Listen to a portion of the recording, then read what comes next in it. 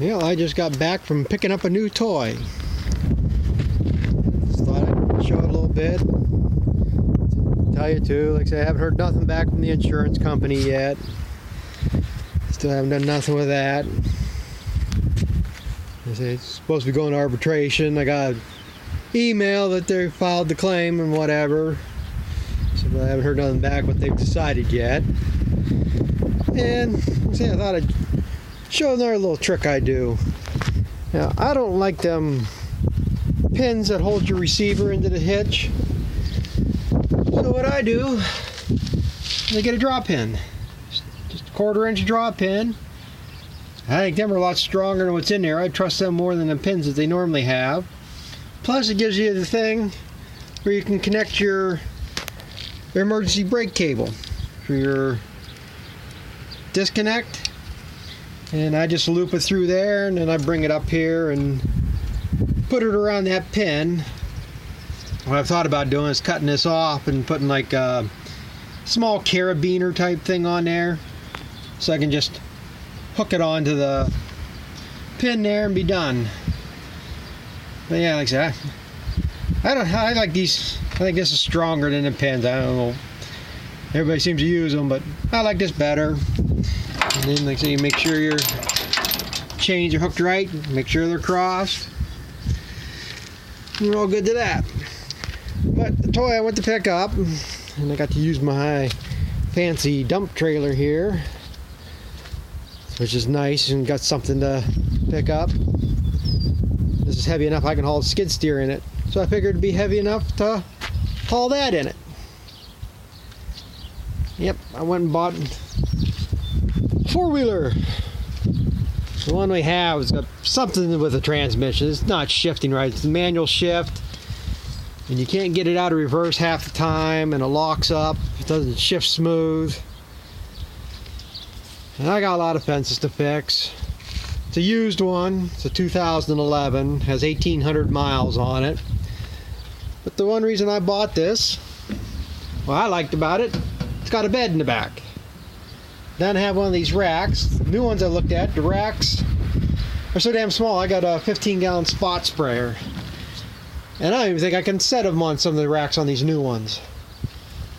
And then, like I say, you go to do something, you take a chainsaw somewhere, you gotta strap it down and monkey around. I figure this way here, I can just throw it in that box and don't have to worry about it. It's got it dumps here somehow. Haven't played with it yet. I guess something you can do on hand. It's got a little one of the actuator cylinders on there. It's, you know, like a gas pressurized thing to dump it in knot. It's all manual, nothing electric to it. Had a winch to it. Well, that was a plus. Even had gun racks. Even though I don't hunt other than woodchuck, I don't go out for deer or anything. But I can carry the gun with me. But it's a Arctic Cat 700 TBX. And like I say, it's a pretty clean machine. The only thing I saw wrong with it is that scuff mark right there. Other than that, you got some rust right there on the bumper, but that's normal. But like I say, it looks like something somebody took pretty good care of. Got heated grips too. Your winch. The other thing I didn't like about the one we had, it's 4-wheel drive all the time. This one it's 2-wheel drive, 4-wheel drive, and then auto lock. Or I guess it locks the differentials. But I like that. I mean, I never had any problems with the axles or tires wearing out on the other one because it was 4-wheel drive all the time. But that's a nice feature.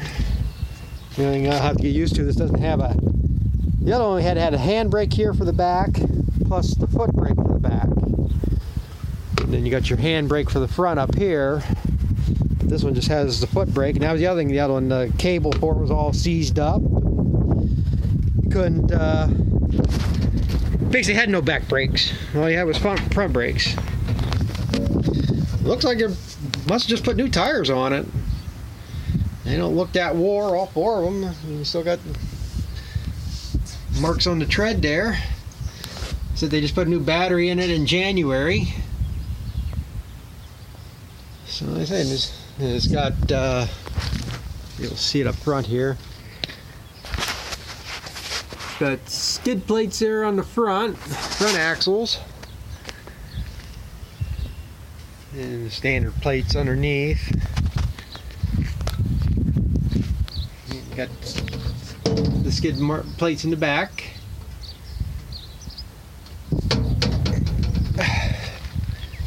Seems to be a pretty nice machine. I mean, I got the woman that tests milk for us.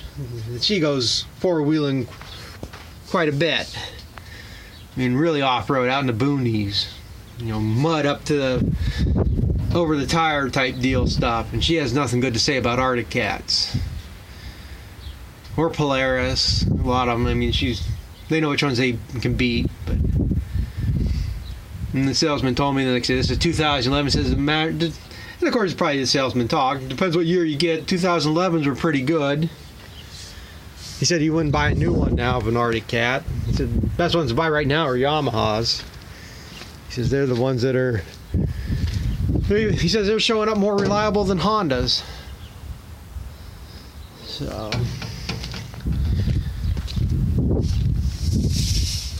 Yeah, it's gonna be nice to have this to run around between the barns instead of and that. And another thing it's good for, like I say, if you got a bunch of trees down, a few trees here and there around the fields, you know, start up a tractor to go out there to cut them up. And you know, whether you take a loader tractor or a tractor with a blade on, you know, cut them up and push them back into brush. You know, tractors ain't made to start and stop like that. Diesels, they're made to run. And I'll say, what's the sense of taking a $30,000-$40,000 tractor out there to do that job? Even though I don't have a tractor worth that much. But, you know, go out there with one of these, cut things up, get them in piles, you know. So you go out the tractor with one time. You can go clean up all the piles at once instead of, you know, starting and stopping that tractor. That's hard on diesels like that. You know, they're made to start and run.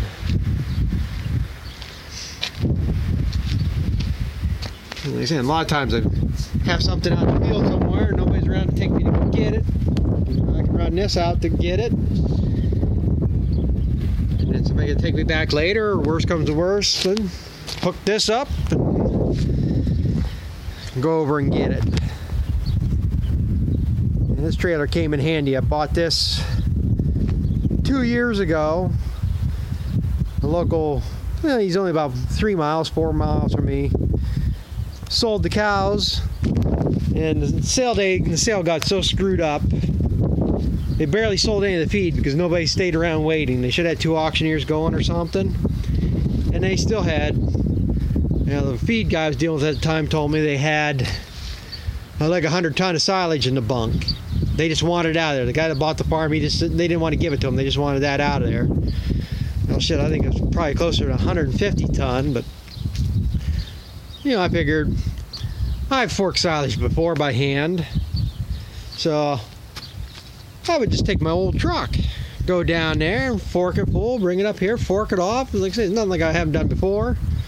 Went down, looked at it, and I couldn't even dig my fingers into the face of that bunk. It was packed so tight. And I'm like, shit, how am I going to load this? If there was any way I could get the skid steer down there. And that's when I started looking at this thing. You know, it's got the ramps to it, and yeah, just pull the pin and got 2 ramps that slide out, back the skid steer up on there, put the ramps back in, go down there and load it. What I was doing then, since he was so close, I'd bring up 2 loads of silage with the trailer, dump them off in a pile, and go back at the skid steer. And that was good for about 5 to 7 days, depending on how much I could get on there. You know, the trailer's got a 12,000 pound gross. It's, when it says, what does it say on here? It says heavy commercial. This is heavy commercial. And that's pretty good eye channel there for the hitch and frame. And you just the hand controls. Push the button, up it goes. I ain't gonna go too far because I don't want that thing sliding off. But it's got scissor lift in it, which is another plus.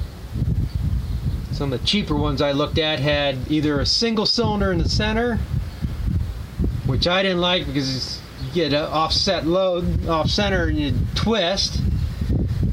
And some of them had cylinders on each side, which I thought was better.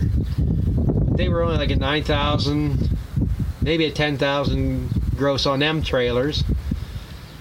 And I say scissor lifts are a pretty heavy deal. And I mean, it was only like $600 more for this trailer, and it's a lot heavier built. So as I said, you always find some other use for it.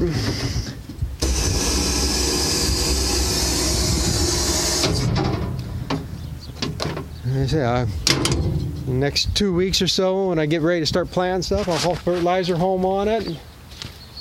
Since I'm going to have stuff down to my cousins this year, if the weather doesn't be shitty like it was last year, I'll have to go down there and spray. And I got one of the 400-gallon tanks that slide in your truck bed that fits through the wheel wells. Bought from, it was Central Tractor time. That's how long I've had it. I don't know if anybody, if that was a national company or not, but I'll slide that in here, and I can throw my pump and hoses in here, take the trailer down, unhook it in the field. So,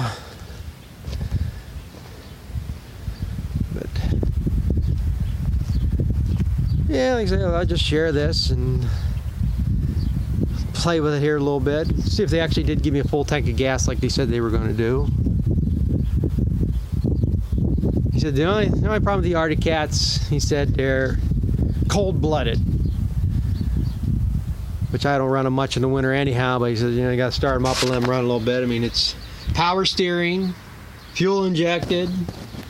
Yeah, oil filter looks like it's been recently changed, so that's good. Yeah, like I say, they said it was all service and stuff, and the only thing I wish I'd like to see grease fittings like on that pivot point down there and the ball joints and stuff. You think something's going to go off-road in the water or something. Put grease fittings to help flush them out, but it hadn't run for a while. The brake discs in there pretty rusty. I have to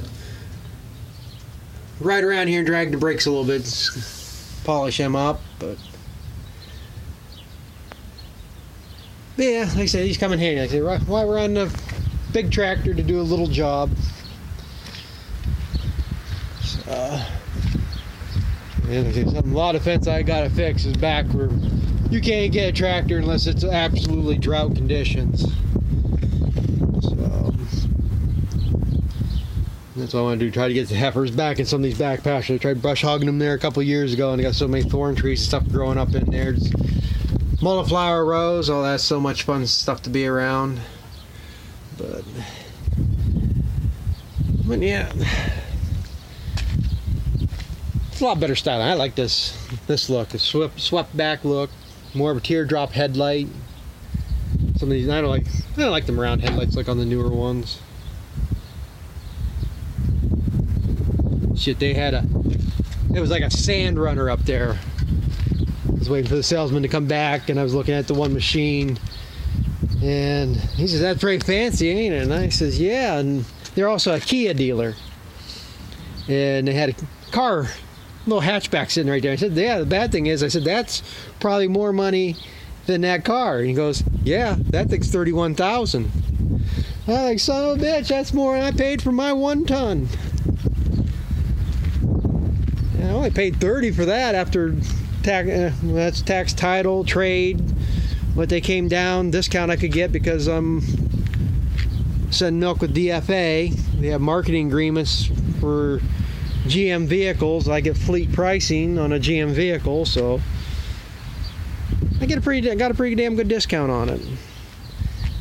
Pretty much the discount I would get on this truck if I would buy it now is the discounts they pretty much give like when they're trying to clear out a model. They have so much discounts on, but I can buy a brand new one. If they came out with a new, I could go order a 2020 model and get the same discounts I could if they were clearing out the 2019s. That's basically what it is. the way that works. But yeah, like I say, I think I'll end that there. As usual, I got a lot more than I thought I was going to put into a video. So thanks for watching, and keep an eye out. Come back for the next one. I got a couple ideas for a few more. So we'll catch you later.